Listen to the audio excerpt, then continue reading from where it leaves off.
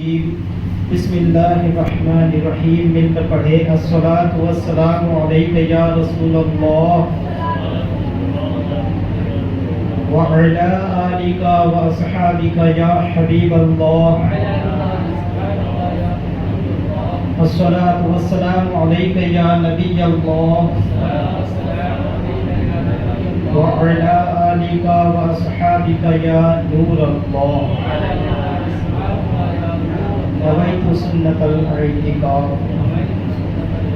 میرے نبی صلی اللہ تعالیٰ علیہ وآلہ وسلم کا فرمان عالی شان ہے، تم جہاں بھی رہو مجھ پر درود پاک پڑھا کرو، کیونکہ تمہارا درود مجھ تک پہنچ جاتا ہے۔ صلو علی الحبیب صلی اللہ علیہ وسلم۔ میرے پیارے اسلامی بھائیوں، اچھی نیتیں کر لیجیے، اللہ پاک کی رضا پانے، ثواب کمانے کے لیے ہفتہ والی اجتماع میں شریک رہوں گا، علم دین حاصل کرنے کے لیے بیان سنوں گا، سیکھ کر عمل کی کوشش کروں گا۔ میرے پیارے اسلامی بھائیوں، آج کے بیان کا موضوع ہے شوق حج۔ انشاءاللہ تعالیٰ اس موضوع پر مزید تفصیل سے بھی کلام کریں گے۔ آئیے شارٹلی کچھ اس حوالے سے ہم بدری پھول حاصل کرنے کی کوشش کرتے ہیں۔ شوق حج کے حوالے سے آتا ہے کہ حضرت مالک بن دینار رحمۃ اللہ تعالیٰ علیہ اللہ پاک کے ولی کامل ہے، محبت الہی سے سرشار، عشق رسول سے مالا مال اور بہت بلند رتبہ شخصیت ہے۔ آپ فرماتے ہیں کہ اللہ پاک نے مجھے 14 سال مسلسل حج کی سعادت عطا فرمائی۔ میں ہر سال مکہ مکرمہ میں حاضر ہوتا اور کعبہ شریف کا طواف کرنے کی سعادتیں حاصل کرتا، اور ہر سال میں وہاں پر ایک شخص کو دیکھتا۔ کیا دیکھتا؟ کہ وہ خانہ کعبہ کا دروازہ پکڑے ہوتا، جب وہ تلبیہ یعنی لبیک اللہم لبیک کہتا تو غیب سے آواز آتی لا لبیک، یعنی تیرا لبیک کہنا قبول نہیں۔ حضرت مالک بن دینار رحمۃ اللہ تعالیٰ علیہ اس شخص سے فرماتے ہیں کہ 14 سال سے میں نے اس شخص سے 14 سال سے جو یہ شخص یہاں پر آ رہا تھا، اس 14ویں سال سے آنے والے شخص سے میں نے پوچھا، اے درویش، اے فقیر، کیا تو بہرا تو نہیں ہے؟ کیا تجھے سنائی نہیں دیتا کہ بار بار لا لبیک کی آواز آ رہی ہے؟ اس شخص نے بڑا عشق بھرا جواب دیا، کہنے لگا، اے شیخ، میں قسم کھا کر کہتا ہوں، اگر 14 سال کی بجائے میری عمر 14,000 سال ہو اور سال میں ایک مرتبہ کی بجائے ہر روز ہر مرتبہ مجھے لا لبیک کہا جائے، پھر بھی میں اس دروازے کو چھوڑ کر کہیں نہیں جا سکتا۔ وہ کہتا ہے کہ میں اس دروازے پر پڑا رہوں گا، کبھی اس دروازے سے سر نہیں اٹھاؤں گا۔ حضرت مالک بن دینار رحمۃ اللہ تعالیٰ علیہ فرماتے ہیں کہ میں ابھی اس شخص سے اسی بات میں مصروف تھا، گفتگو کر رہا تھا کہ اچانک آسمان سے ایک کاغذ کا ٹکڑا اس درویش کے سینے پر گرا۔ اس نے وہ کاغذ میری طرف پڑھایا، گویا وہ جانتا تھا کہ کاغذ اس کے لیے نہیں ہے، میرے لیے ہے۔ اس نے کاغذ میری طرف پڑھایا، میں نے پڑھا، اس میں لکھا تھا، اے مالک بن دینار، تو میرے بندے کو مجھ سے جدا کرتا ہے، تو سمجھتا ہے کہ میں نے اس کے 14 سال کے حج مقبول یعنی ایکسپٹ نہیں کیے؟ ایسا نہیں ہے، بلکہ اس مدت میں آنے والے تمام حاجیوں کے حج بھی اس کی ایک پکار کی وجہ سے قبول کیے گئے۔ یہ عاشقان رسول، حج کے ایام قریب ہے۔ خوش بخت لوگ جنہیں حج کی سعادت کا مجدہ یعنی گڈ نیوز مل چکی ہے، وہ حج کی تیاریوں میں مصروف ہوں گے، قافلے سوئے حرم روانہ ہوں گے، پروازیں یعنی فلائٹس اڑنا شروع ہو چکی ہے، اور کئی خوش نصیب عاشقان رسول زک در زک حرم پاک میں پہنچنے لگے ہیں۔ اللہ پاک ہمیں بھی یہ عظیم سعادت نصیب کرے، ہم بھی احرام باندھے، حرم پاک پہنچے، کعبہ مقدسہ کی خوبصورت مہنگی فضاؤں میں سانس لینے کی سعادت ہمیں بھی ملے۔ ایک کاش کعبہ شریف کے نور نظاروں سے آنکھیں ٹھنڈی کر پائے۔ کبھی ملتزم یعنی خانہ کعبہ میں وہ حصہ جو دروازہ کعبہ اور حجر اسود کے درمیان واقع ہے اس کو چومے، کبھی حجر اسود کے بوسے لے، کبھی میزاب رحمت کے نیچے نفل پڑھنے کی سعادت اللہ کرے نصیب ہو جائے، مینا عرفات مزدلفہ میں جانا اور لبیک اللہم لبیک کی صدائے بلند کرنا ہمیں نصیب ہو جائے۔ میرے شیخ طریقت امیر اہل سنت مولانا الیاس عطار قادری دامت برکاتہ العالیہ کتنا ہی پیارا شعر فرماتے ہیں، بڑا حج پہ جانے کو جی چاہتا ہے یا اللہ، بڑا حج پہ جانے کو جی چاہتا ہے، بلاوا اب آئے گا تب یا الہی، میں مکے میں آؤں میں مدینے میں آؤں، میں مکے میں آؤں میں مدینے میں آؤں، بنا کوئی ایسا سبب یا الہی۔ میرے پیارے پیارے اسلامی بھائیوں، اللہ پاک ہم سب کو حج اور عمرہ کرنے کی اور مدینہ منورہ کو بار بار بار بار اور بار بار بادب حاضری کی سعادت نصیب فرمائے۔ ایک کاش ہم مکے میں جائے، مدینے میں بھی جائے، پھر جائے اور بار بار جائے، ایک کاش آخر مدینے ہی میں 2 گز زمین کا ٹکڑا اللہ کرے نصیب ہو جائے، آمین بجاہ خاتم النبیین صلی اللہ تعالی علیہ وسلم۔ میرے پیارے اور محترم اسلامی بھائیوں، حج کی سعادت کسے ملتی ہے؟ ایک سوال یہ بھی پیدا ہوتا ہے کہ کس شخص کو حج کی سعادت ملتی ہے؟ آئیے اس کا جواب قرآن پاک سے حاصل کرتے ہیں۔ اللہ پاک قرآن کریم میں فرماتا ہے وَأَذِّن فِي النَّاسِ بِالْحَجِّ، ترجمہ کنز الایمان، اور لوگوں میں حج کی عام ندا کرتے۔ کیا فرمایا گیا؟ اور لوگوں میں حج کی عام ندا کرتے۔ اس آیت کریمہ کے تحت مفسرین اکرام فرماتے ہیں کہ کعبہ شریف جس مقام پر ہے اب موجود ہے، پہلے بھی یہی تھا، اور جب حضرت نوح علیہ السلام کے مبارک دور میں طوفان آیا اس وقت کعبہ شریف کو اٹھا لیا گیا۔ پھر حضرت ابراہیم علیہ السلام کے مبارک دور میں اللہ پاک نے حضرت ابراہیم علیہ السلام کو حکم دیا، اے ابراہیم بیت اللہ شریف کی تعمیر کیجئے۔ حضرت ابراہیم علیہ السلام مکہ مکرمہ تشریف لائے، آپ نے کعبۃ اللہ شریف کی تعمیر کی۔ حضرت اسماعیل علیہ السلام جو کہ آپ کے شہزادے ہیں، انہوں نے آپ کے ساتھ آپ کی معاونت یعنی ہیلپ کی۔ دونوں باپ بیٹے نے کعبہ شریف کی تعمیر کو مکمل فرمایا۔ جب تعمیر مکمل ہو گئی تو اللہ پاک نے حضرت ابراہیم علیہ السلام کو حکم دیا، اے ابراہیم اب آپ حج کا اعلان کر دیجئے۔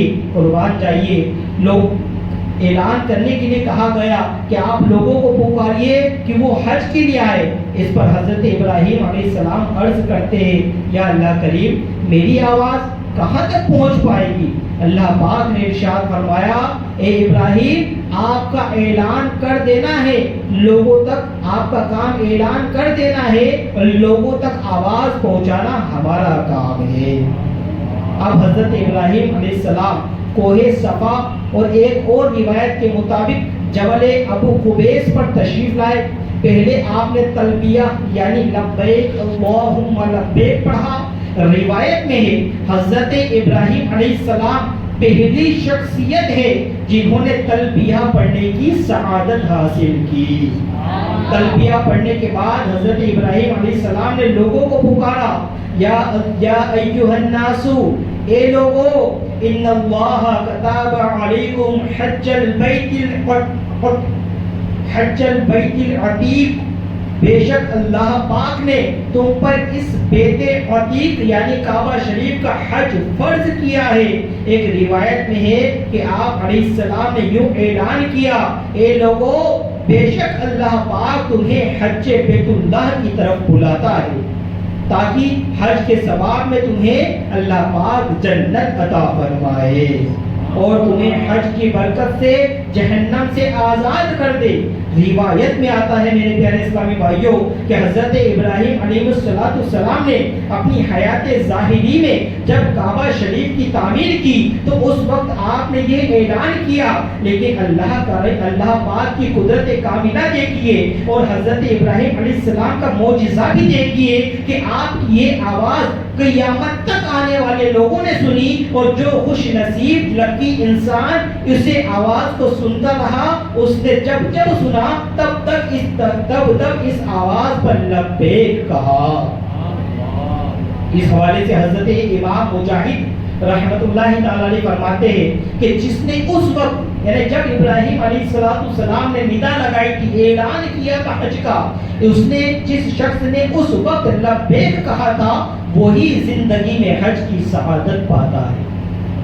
جس نے اس وقت لبیک کہا تھا حضرت ابراہیم علیہ السلام کی آواز پر، وہ شخص حج کی سعادت پاتا ہے، وہی زندگی میں حج کی سعادت پاتا ہے۔ اور یہی نہیں، جس نے ایک مرتبہ لبیک کہا وہ ایک مرتبہ حج کرتا ہے، جس نے 2 مرتبہ لبیک کہا تھا وہ 2 مرتبہ حج کرتا ہے، اور جس نے اور زیادہ مرتبہ لبیک کہا تھا اللہ پاک کی عطا سے وہ اور زیادہ مرتبہ حج کی سعادت پانے میں کامیاب ہو جاتا ہے۔ سبحان اللہ میرے پیارے پیارے اسلامی بھائیوں، پتا چلا کہ آج جو حاجی حج کی سعادتیں پاتے ہیں، لاکھوں لاکھ روپے خرچ کرتے ہیں، سفر کی مشقت پریشانیاں برداشت کرتے ہیں، کعبے کا طواف کرنے کی سعادت پاتے ہیں، مینا میں میدان عرفات میں ٹھہرنے کی سعادت پاتے ہیں، مزدلفہ کا قیام کرتے ہیں، صفا و مروہ کی دوڑ لگاتے ہیں اور مشقتیں برداشت کرتے ہیں۔ یہ عملی طور پر یعنی پریکٹیکلی کہوں اس بات کا اظہار کر رہے ہوتے ہیں کہ ہم ان خوش نصیبوں میں شامل ہیں جنہوں نے حضرت ابراہیم علیہ السلام کی پکار پر لبیک کہا تھا۔ اے میرے عاشقان رسول، حج ہر صاحب استطاعت مسلمان پر فرض ہے۔ اللہ پاک فرماتا ہے ترجمہ کنز ایمان، اور اللہ کے لیے لوگوں پر اس گھر کا حج کرنا ہے جو اس تک چل سکے۔ پتا چلا جو شخص کعبہ شریف تک پہنچنے کی استطاعت، پاور، طاقت رکھتا ہو اس پر حج فرض ہے۔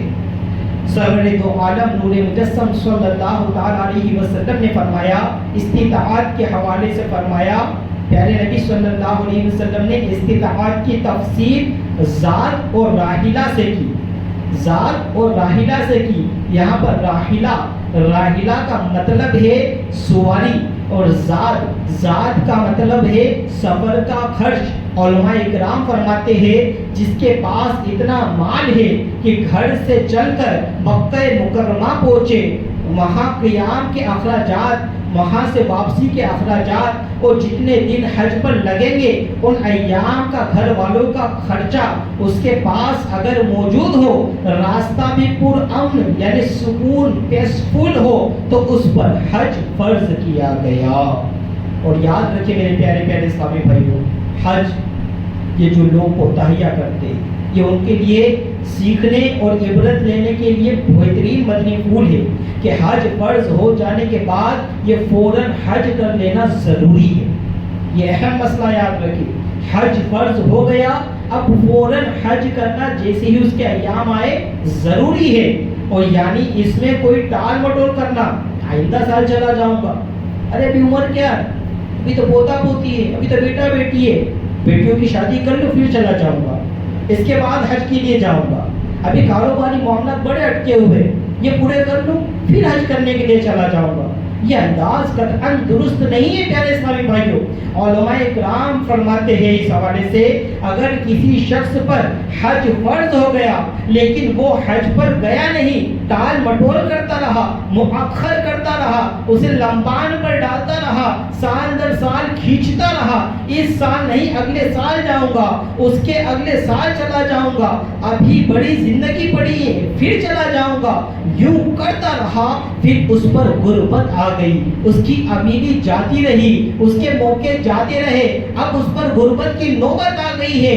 علماء اکرام ایسی حالت میں اس شخص کے لیے فرماتے ہیں اس کے لیے فرماتے ہیں کہ اگر وہ یوں کرتا رہا پھر اس پر غربت آ گئی تو اب بھی اس پر حج فرض ہے، اب اس کی غربت، اس کی غریبی نہیں دیکھی جائے گی، اب بھی اس پر حج فرض ہے۔ اور ایسی صورت میں جبکہ اس پر غربت آ چکی ہے اس پر لازم ہے کہ قرض لے کر حج پر جائے، قرض لے اور حج پر جائے، اللہ پاک اس کے قرض کا انتظام فرما دے گا انشاءاللہ کریم۔ میرے پیارے پیارے اسلامی بھائیوں، جو شخص حج فرض ہونے کے باوجود حج نہیں کرتا، سفر حج کی تیاری نہیں کرتا، وہ نہایت نقصان میں، وہ خسارے میں ہے، وہ لاس میں جا رہا ہے، مسلمانوں کے چوتھے خلیفہ، آپ کو نام پتا ہوگا، حضرت علی المرتضیٰ شیر خدا کرم اللہ تعالی وجہہ الکریم سے روایت ہے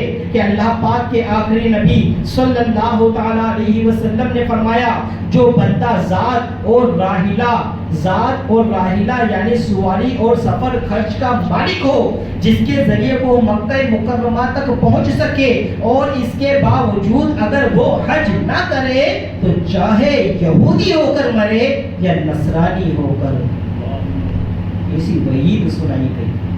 اور فرما رہے وہ کریم آقا صلی اللہ تعالی علیہ وسلم اس شخص کے یہ فرما رہے جو حج میں تاخیر کرے، استطاعت طاقت ہونے کے باوجود حج میں کوتاہی کرے، اس کام میں دیری کرے، ٹال مٹول کرے، اس کے لیے وہ نبی کریم صلی اللہ علیہ وسلم ایسا وعید والی چیز فرما رہے ہیں کہ چاہے یہودی ہو کر مرے، چاہے نصرانی ہو کر مرے۔ ذرا اندازہ تو لگائیے، ہمارے وہ آقا پیارے نبی صلی اللہ تعالی علیہ وسلم جو غیر مسلموں کے کلمہ نہ پڑھنے سے بھی غمگین ہوتے تھے، ہاں ہمارے وہ نبی صلی اللہ علیہ وسلم جو غیر مسلموں کے کلمہ نہ پڑھنے سے بھی غمگین ہوتے تھے، وہ ایک مسلمان کے لیے ایسا ارشاد فرما رہے ہیں کہ حج فرض ہونے کے باوجود اگر وہ حج نہیں کرتا تو وہ چاہے یہودی ہو کر مرے یا نصرانی ہو کر۔ اللہ اکبر۔ اللہ پاک جس کو اللہ پاک نے توفیق عطا فرمائی ہے اسے وقت پر حج کرنے کی توفیق عطا فرمائے۔ اللہ پاک ہمیں بھی صاحب استطاعت بنائے، ہمیں بھی حج کا سفر اختیار کرنے کی توفیق عطا فرمائے۔ اللہ پاک ہمیں کہنے سننے سے زیادہ عمل کرنے کی توفیق عطا فرمائے۔ آئیے اپنے بیان کو اختتام کی طرف لاتے ہوئے سنت اور آداب بیان کرتا چلوں۔ تیل ڈالنے کی سنت اور آداب۔ میرے پیارے اسلامی بھائیوں، تیل ڈالنے کا سنت طریقہ یہ ہے کہ الٹی ہتھیلی میں تیل لے لیا جائے، سیدھی ہاتھ کی کلمے والی انگلی سے پہلے تھوڑا سا تیل لگا کر بھوؤں پہ لگا لے، سیدھی طرف سے شروع کرے، پلکوں پر لگا لے، داڑھی وغیرہ ہو تو داڑھی پر بھی لگا لے، مونچھوں پہ لگا لے، پھر اچھا مل کے داڑھی اگر ہو تو پوری داڑھی پہ تیل لگا لے، پھر تیل اور لے، پھر 3 انگلیاں اس طریقے سے تیل میں ڈبائے، پہلے سیدھی جانب، پھر ڈبائے، پھر الٹی جانب، پھر ڈبائے، پھر بیچ میں، اور پھر اچھے طریقے سے پورے سر میں تیل لگائے۔ اور پیارے نبی صلی اللہ علیہ وسلم اپنے سر اور داڑھی کے بالوں میں کنگھی کیا کرتے تھے، بالوں کو بکھرا ہوا نہیں چھوڑتے تھے، تو ہمیں بھی اس پر عمل کرنا ہے۔ اللہ پاک ہمیں عمل کی توفیق عطا فرمائے۔ آئیے دعوت اسلامی کے ہفتہ وار اجتماع میں پڑھے جانے والے